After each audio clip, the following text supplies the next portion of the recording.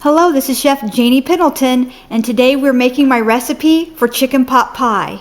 Now I actually am going to call this freezer pot pies today because I'm making several of them, one to eat and some to go in the freezer. So what we're going to do is we're going to start out by making my garlic confit oil, and that's just olive oil, red pepper flakes, whole black peppers, some ground black pepper. I've got some whole red and white and green peppers in here as well. And as you can see here, I've got some whole cloves of garlic that are still in their paper shrouds. And you just want to simmer this on a very, very, very low, in a pan on a very, very low simmer. And the reason being is these things, when the garlic cloves are still in their paper shrouds, they can explode. And you don't want this all over your ceiling and all over you and your hood vent, especially when it's hot. So you just want to barely see bubbles in the bottom, and you'll want to simmer this for about 15 to 20 minutes. And then you'll take it off the stove and let it cool. It takes about 15 minutes to cool. And then you just put it here like I did in a canning jar. And you can store this in the refrigerator for up to a month. It won't last that long, I guarantee. We brush this on bruschetta. You can use the cloves as well. Just pick those out and put them on the bruschetta as well. But you can pop this in the microwave because it'll kind of harden in the refrigerator. And you can pop it in the microwave for about 10-15 seconds, and you can pour off enough to get what you need. Now here I just made it so it's not hardened up in the refrigerator. And I just put that in my canning jar, and of course I labeled it garlic confit oil. Couldn't hardly write on that lid for some reason. I had a hard time of it. So what we did over here then is we took two large chopped chicken breasts that I diced up, and I poured the confit oil in here, trying not to get any of the whole peppercorns in there, and then we just browned the chicken in here and got it nice and cooked. And while that's simmering and cooking, about 10-15 minutes for that. Then what we did here is we took and we diced up our onion, our potatoes. I used Yukon Gold. They have a nice butter flavor to them, and you don't even have to remove the skins on the Yukon Golds, okay? And of course the onion. Let's see what else we got here. We got in here some frozen peas, and we have some celery down in here, and we also have a little bit of a chopped leek, okay? Also, I've got about a quarter of a block here, about 2 to 3 tablespoons of real unsalted butter. And I just set that there. We've got 1 open can here of cream of mushroom soup. Low fat's fine, whatever you like. And I'm going to be using, probably about a quarter of this 8-ounce package of Philadelphia brand cream cheese. I'm just going to slice off about a quarter of it. And heavy whipping cream, probably about a half a cup, maybe a little more. And then here I'm going to add some of my lactose-free regular milk from Walmart in here. And the reason why I'm doing that is to make this right here lactose-free. I have to be lactose-free, so the enzymes from this will help make this lactose-free. It helps me to digest my food better. Whenever I have whenever I add whipping cream to anything like my Alfredo sauces, I'll add the lactose-free milk. About a quarter of a cup to a half a cup of it will really help me digest whatever it is that I'm eating the heavy whipping cream in. But that's me. I'm lactose intolerant, so. Okay, and then over here we have, you can make your pie crust if you like. You don't have to. You can make a bottom crust and a top crust and just use it for one pie. But I find that just doing the pie top crust is fine. So we're going to let these cool out of the refrigerator for about 20-25 minutes.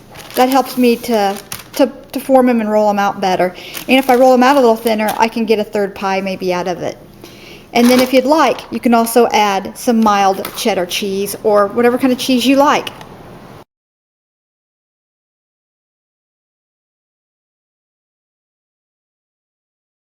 My lid here has some drain holes in it that kind of lets the steam out a little bit. But the reason why I'm putting the lid on the chicken is so it cooks in its own moisture. And you can see here where it's making its own fluids there. See that? Okay, that's good. It's making its own broth. And we're going to keep that in when we add our sauce. We're going to remove this from the pan and pour this into a larger bowl. And we're just going to add some more of our confit oil. That's enough. It's got a nice spicy hot garlic flavor to it. Okay, we just added our butter. Again, that's about 2 to 3 tablespoons of butter. To keep the chicken hot, I'm just going to cover it up here with the lid of the skillet. If you have to, just remove your skillet from the oven there and let that butter kind of melt down. There we go. And while that's melting, we're going to go ahead and we're going to add all of our vegetables in at the same time. It's fine. Doesn't matter any order. You don't have to cook anything longer than the other. This is all going to get baked in the oven anyway. There we go. And to make several pot pies, of course, you can see I've chopped up quite a few ingredients. You know, add what you like. Again, peas, carrots, potatoes. If you like green beans, you can add that if you like. Corn if you like. You know, celery, onion, leek, you know, whatever you like in your pot pie. Broccoli. So now we're just going to add some more ground peppercorn and some more salt. I pre-ground this salt here. It's just kosher salt. And here I have some thyme from my garden. I'm going to add some of that here in a minute. And I have some nice crushed sage from my garden. And I'll rub that between my palms and I'll add that as well. Now I like the smell of it, so I added about 1/4 teaspoon of this poultry seasoning. Add what spices you like. And we're just going to cover this and we're going to cook this. My lid doesn't fit this larger skillet that I have. I can't find my big lid. But we're going to cook and we're going to cover this and we're going to simmer this for about 10 to 15 minutes. So it's somewhat tender. We don't want to cook it too much because this is going to cook more when we bake these in the oven.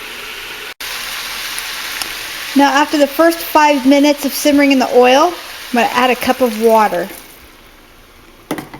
Make it so it steams it nicely. Cover that back up, of course, with a lid that fits the pan. I know. And then and we'll be back in about 10 minutes. Now we've just combined our wet ingredients, which was the can of soup, the 1/2 cup to a cup of heavy whipping cream, and about 1/4 to 1/2 cup of our lactose-free milk, and our cream cheese, about 1/4 block. You can go up to 1/2 block if you like. And we're just going to set this on about 4 minutes. And while our vegetables are simmering on the stove, getting a little bit tender, we're going to get the sauce hot. This kind of speeds things up, and it also helps to incorporate the sauce into the vegetables. Just reserved out here about 3/4 cup of milk. And to that, I'm going to add a little less than 1/8 cup, about 3 heaping tablespoons of my gluten-free flour. That's if you need to be gluten-free. Or you can use 1/8 to 1/4 cup of regular flour. And we're just going to give this a blend. Stir that in together really well. And we're just doing this while this is simmering for the 2 minutes. Get nice and cooked through. And then when we have this into a nice non-lumpy paste, okay, then we're going to add this in to our bubbling liquid. There we go. And then we're going to quickly stir this in. It should give it a nice thick texture. And you can go ahead and add it to the sauce after you microwave it if you'd like, the flour, but I do it this way. This also helps me control the amount of thickness that I give it once I see the sauce is in it. And then we're going to simmer this and bubble this for an additional 2 to 3 minutes. Okay, this is simmered for a couple of minutes. And what we can do here now is, if you'd like it, this is a good time to taste test it. But we can add some cheese. And remember, cheese adds a little bit of salt, so you might not have to add as much salt as you think. I like a nice cheesy sauce. And this is just a mild cheddar cheese. You can add what you like. You don't even have to add it at all. We're just going to blend this in, simmer this for another 1 or 2 minutes, and then we are done and we're ready to fill our pie plates. Okay, now on our pastry cloth, we've just added a little bit of gluten-free flour. You can add regular flour, all-purpose flour if you like, and just lightly dusted it. Then we rolled out our pie crust with a little bit of a floured rolling pin here.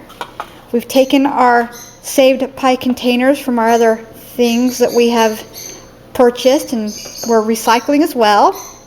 Again, I'm sorry, you can hear my birds. And we've just taken and cut about 1/4 to 1/2 inch around the outside, and then just peel off this other and lay that aside. We'll use that for another one. And I've just lightly misted this with a little bit of Pam, or I think I use butter flavored Crisco spray on this one. And we're going to take this awesome filling and we're going to add it to our pie pan. Now, if you'd like, you can also top these with some crescent rolls. Just roll these out just like you would a pie crust, and shape to fit, and you'd have a crescent roll pie crust as well. Now, I have filled up all 3 pie shells, and you just want to fill them up level here. Don't pile it up too high because you don't want this to leak over in your stove. So in this case, we are using the pie crust. Now we're just going to take our rolled out pie crust, and we're just going to cover our pan, just like so. And then we're going to make a nice edge. Now, once we kind of pinched the edges and kind of held this down firm to the actual pie pan edge, we're just going to take and we're going to cut some slits in this. You can do a nice decorative pattern. It doesn't matter. I've done this so many times I can look through my camera screen and do this.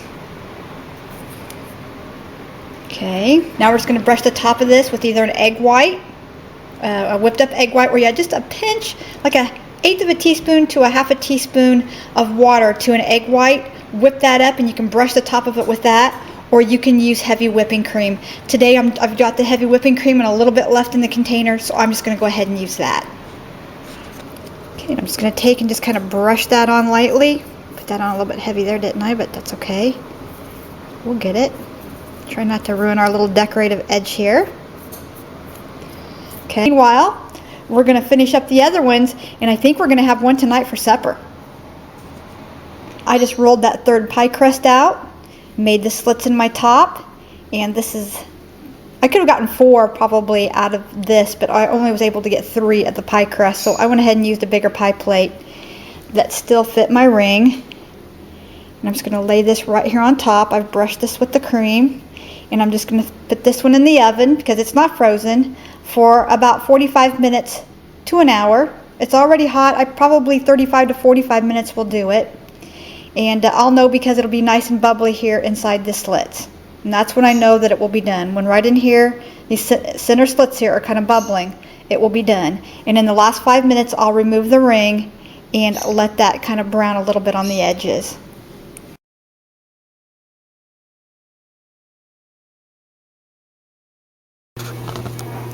Now, after we have brushed these with the whipping cream, we just let these cool to almost room temperature. And now we're just going to wrap it in plastic wrap. And I do 2 layers of the plastic wrap. Then I wrap it in 1 layer of foil. And then I label it, the date, and then it's chicken pot pie, the day that I made it. And now we're just going to slip these into the freezer. Now when you bring these back out of the deep freeze, and they'll stay in there for about 3.5 months. When you bring these back out of the deep freeze, you'll want to thaw these for about a half an hour to 45 minutes, and then pop this in the 375-degree oven for about an hour. And again, it'll be bubbly in the middle and right around the center holes, slits that you made, and you'll know that it's done. And you might want to put this on top of a cookie sheet when you do bake it. Now I have one now in the oven. And look at that. And it is done. Time that just perfect. Get my light on here. Okay, we're just going to take the silicone ring off here. Ooh, look at that. That looks delicious. And there you have it. My chicken pot pie. This is Chef Janie Pendleton. And I hope you've enjoyed how to make my chicken pot pie. And remember, This is also for the freezer to freeze ahead, so we hope you enjoy.